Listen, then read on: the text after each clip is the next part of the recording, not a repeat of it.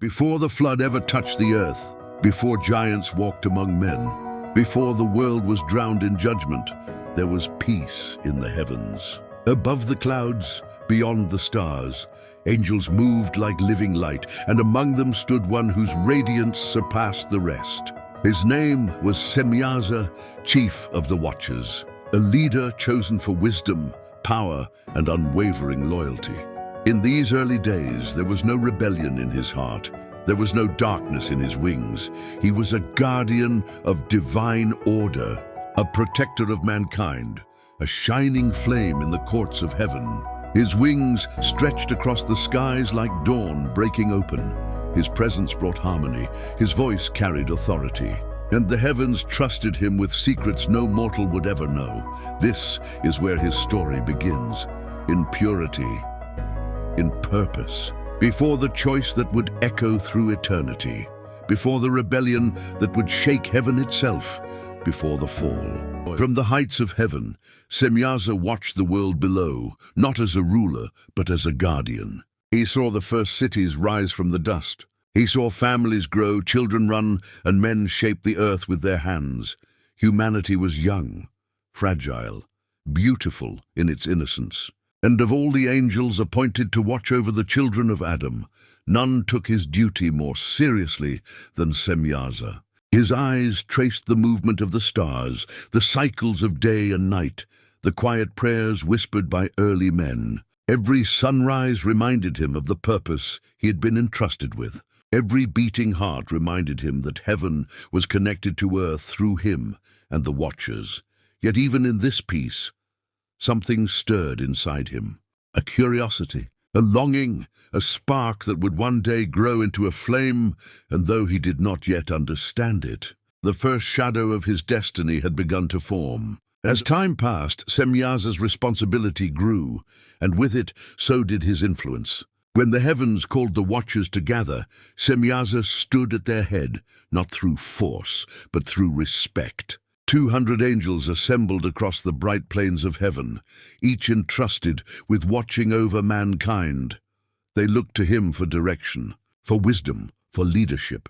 And Semyaza spoke to them with a voice like steady thunder, reminding them of their sacred duties, of the balance between heaven and earth, and of the fragile beings under their care. The Watchers listened with unwavering attention.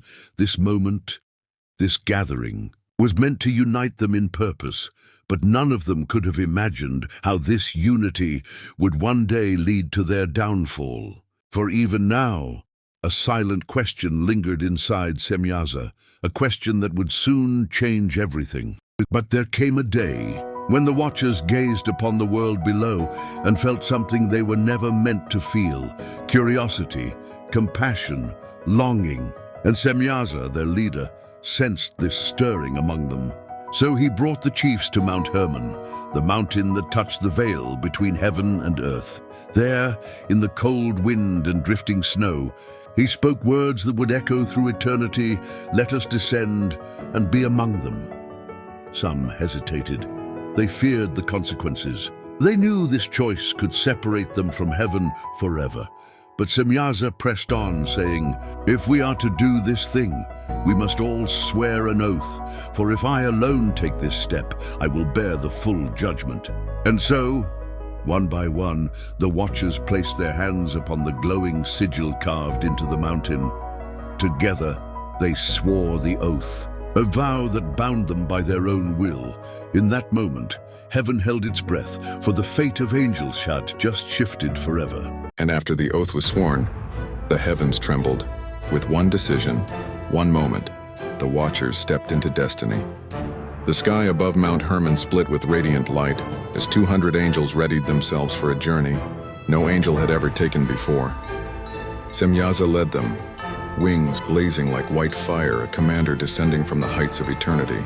Behind him, the Watchers fell from the heavens like living stars, streaks of light breaking through the clouds, shaking the very air with their presence. The world below felt their arrival like a pulse, a shockwave of divine power touching the earth. For the first time in all creation, the barrier between heaven and humanity weakened. Angels descended not as messengers, but as beings driven by choice. a choice that would reshape the fate of both heaven and earth, and as they fell, the future of the world began to change forever. And after the oath was sworn, the heavens trembled. With one decision, one moment, the Watchers stepped into destiny. The sky above Mount Hermon split with radiant light as 200 angels readied themselves for a journey no angel had ever taken before. Semyaza led them, wings blazing like white fire, a commander descending from the heights of eternity. Behind him, the Watchers fell from the heavens like living stars, streaks of light breaking through the clouds, shaking the very air with their presence. The world below felt their arrival like a pulse, a shockwave of divine power touching the earth.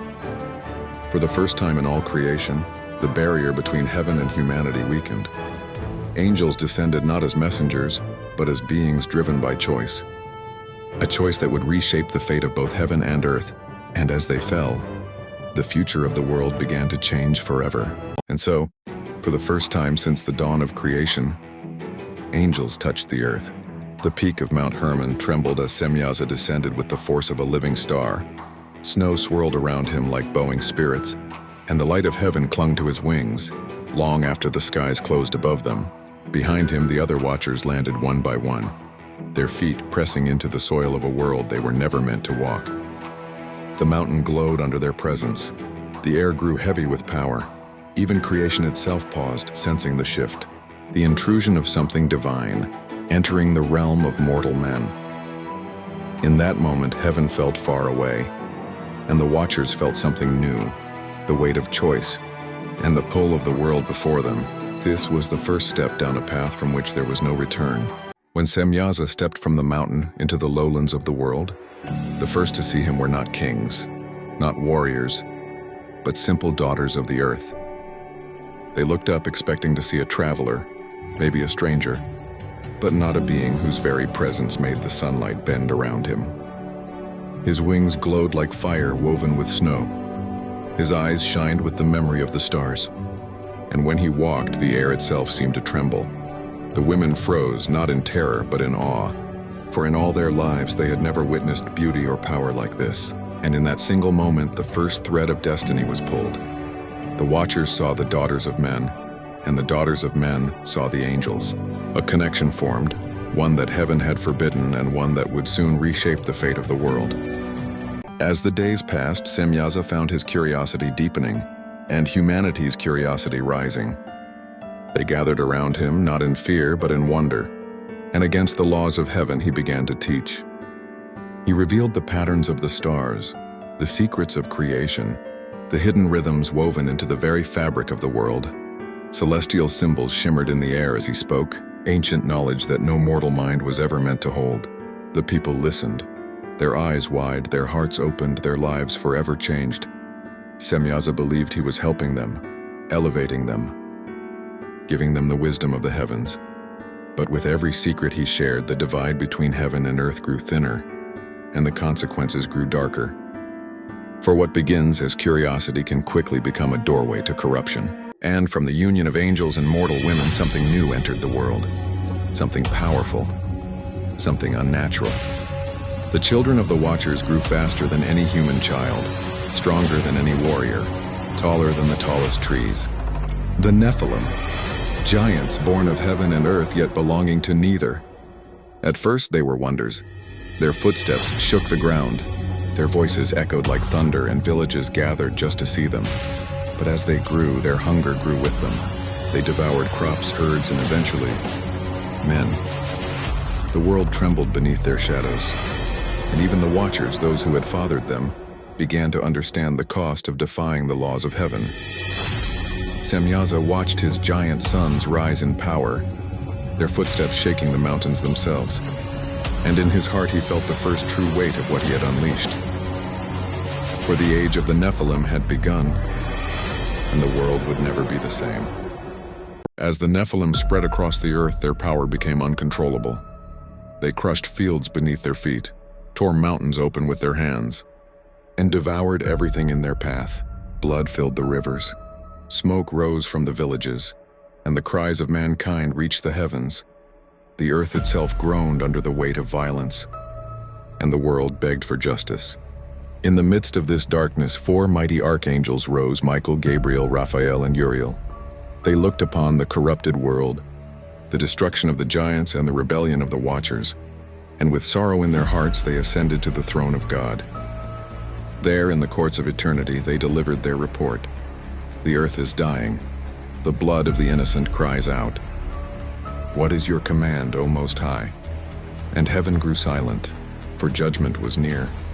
Even Semyaza felt the shift in the air. He looked upon the world he had changed, and knew that the choices he made could no longer be undone, for a storm was coming, a judgment that would shake both heaven and earth, and the Watchers would soon face the consequence of their fallen choice. This is where the true story begins.